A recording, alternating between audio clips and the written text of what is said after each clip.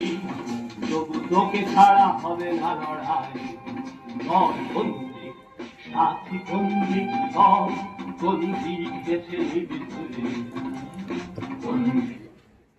ঋত্বিক,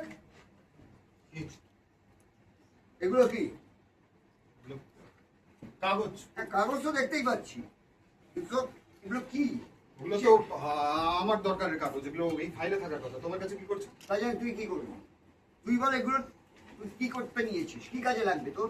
সইটাই লাগবে, অত তোমাকে জানতে হবে না। কিসের সই? কিসের ব্যাপার? কি ব্যাপার? ব্যাপারটা পরিষ্কার করে বল।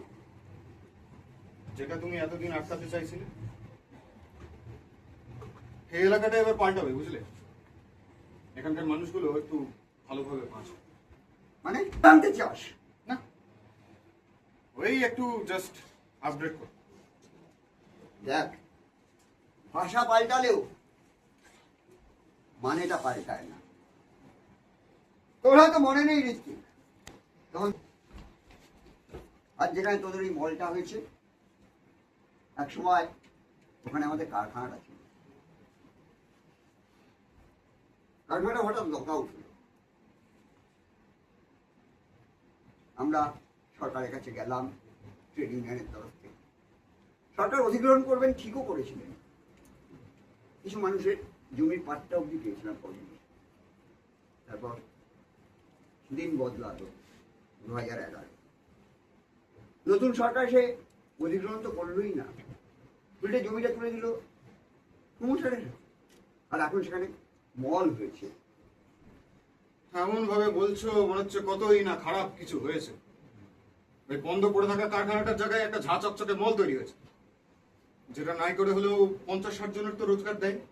এটাই তো উন্নয়ন নাকি? সেটা উন্নয়ন। আর এই মানুষগুলো কোথায় যাবে ঋত্বিক? যাদের ওই কি বললে সব পাট্টা ফাট্টা কাগজ ফাগজ আছে, তাদের রিহ্যাবিলিটেশনের ব্যবস্থা করে দিল। হবে বলছি, সবার হবে, কিন্তু আমাদের সবার তো জমির পাট্টা নেই। কারণ তুই খুব ভালো করে জানিস আমরা সবার হাতে জমির পাট্টা তুলে দিতে পারিনি। যাদের পাট্টার কাগজ নেই তাদের জন্য সরকার কিছু করতে হবে। আর পাট্টার কাগজ নেই তো 10-15 বছর ধরে করছে কি ওখানে? অবৈধভাবে দখল করে রেখেছে জায়গায়। আমার ছেলে হয়ে এরকম ভাবে বলতে পারছিস ঋত্বিক? তোমার মতো হয়ে যাওয়াকেই তো আমি সবচেয়ে বেশি ভয় পাই। মানে তাই চেষ্টা করি তোমার ওই ভাঙা আদর্শগুলোর বিন্দু মাত্র যেন আমাকে স্পর্শ না করে। কি বলছিস তুই? মাকে মনে আছে তোমার? হ্যাঁ, সেদিন রাতটার কথা মনে আছে? মায়ের যখন হঠাৎ করে শ্বাসকষ্ট উঠলো, আমরা সবাই মিলে তাড়াহুড়ো করে মাকে ওই সরকারি হসপিটালে নিয়ে গেলাম। ওখানে গিয়ে দেখি মায়ের জন্য বেড ফাঁকা নেই। ডাক্তার বলল যা করার তা তাড়াতাড়ি করতে হবে। আমি বললাম বাবা চলো মাকে প্রাইভেট হসপিটালে নিয়ে যাই। কি যেন বলেছিল তখন? ওসব প্রাইভেট হসপিটাল নাকি মানুষের অসুস্থতা নিয়ে ব্যবসা। ঠিকই তো বলেছিলাম। তুমি কি মনে করো আমি বুঝতে পারিনি? কি? তুমি নিজের ওই অজুহাতের পেছনে নিজের এই ছেঁড়া পকেটটা লুকোচ্ছিলে, সেটা আমি বুঝতে পারিনি। সত্যি কথা হচ্ছে তোমার কাছে টাকা ছিল না মাকে প্রাইভেট হসপিটালে দেওয়ার।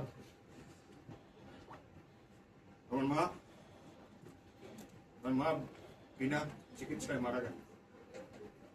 আর তোমার পার্টির ওই বড় নেতাগুলো যারা ভোটের আগে তোমাকে কমরেড কমরেড বলে মাথায় চড়াতো, তারা সেদিন একবারও আমাদের দিকে ঘুরে তাকায়নি, একবারও না। আমার মায়ের মৃত্যুর জন্য তুমি দায়ী। না, তুমি আমার মাকে খুন করেছো কমরেড অমলেন্দু চক্রবর্তী। না, তুমি খুনি। না ঋত্বিক, না।